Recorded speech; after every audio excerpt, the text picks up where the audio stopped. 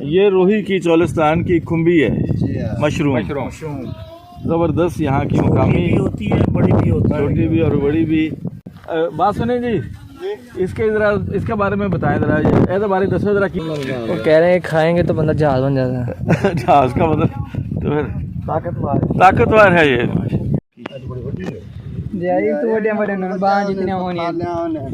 بازو جتنے ہونے یہ یہاں کا مقامی ایک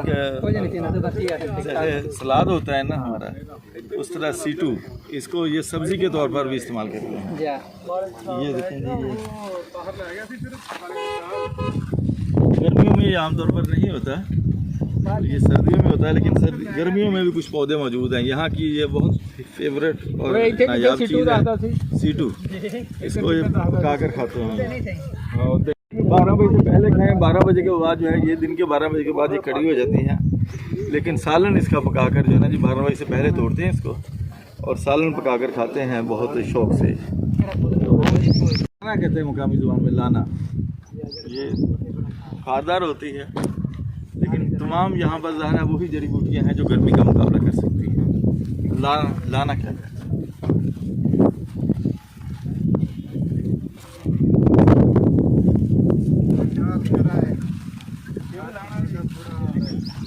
یہاں کچھ ایسی بوٹیاں پائی جاتی ہیں قدیم زمانے میں. وہ بوٹیاں جو ہے نا, اس کو مل کے جو عورتیں جن کا ڈیلیوری کیس نہیں ہوتے تھے, وہ بوٹیاں ان کو پلائی جاتی تھی تو ان کے ڈیلیوری کیس ہو جاتے تھے.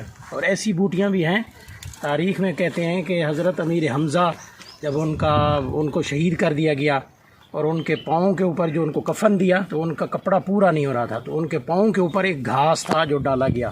وہ اس دور سے لے کر آج تک وہ بوٹیاں اس جنگلوں میں پائی جاتی ہیں. وہ آج بھی ان سے اسی طرح کی خوشبو آتی ہے, یعنی اس گھاس سے وہ جو ان کے پاؤں پر ڈالا گیا ابھی بھی خوشبو آتی ہے. ان سے خوشبو آتی ہے. ازخر کیا نام ہے؟ ازخر اس کا گھاس کا نام ہے. گھاس کا نام ہے ازخر. کری کا درخت ہے اور بڑے زبردست جھونپڑی کی طرح اس کی سلائی ہے. اور ابھی ہم دھوپ سے آئے ہیں تو شدید گرمی تھی, اندر آئے تو ایسے واقعی جیسے آدمی ایئر کنڈیشن میں آ گیا. اے لگا ہوا ہے. کتنے ٹن کا ہے؟ 4 ٹن. 4 ٹن کا. ملک صاحب کہہ رہے ہیں کہ ایسے ہے جیسے 4 ٹن کے اے سی میں آ گئے ہوں.